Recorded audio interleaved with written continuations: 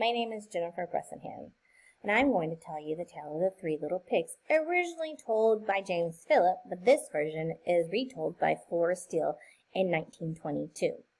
Once upon a time, there were three little pigs who lived with their mother, and they decided it was time for them to go off and grow up and build their own house.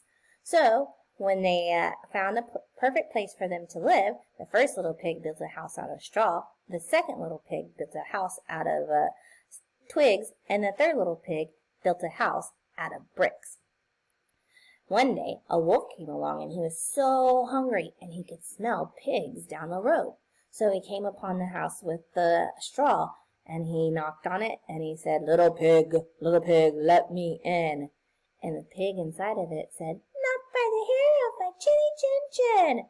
And then the wolf said, "Well, I'll huff, and I'll puff, and I'll blow your house down." And he huffed, and he puffed, and he blew the house down. But the first little pig ran out and escaped to his brother next door.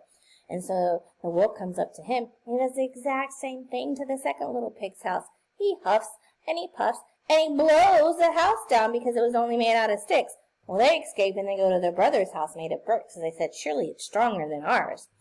And he does the same thing over there. And he huffs, and he puffs, and he huffs, and he puffs, and the wolf can't blow the house down.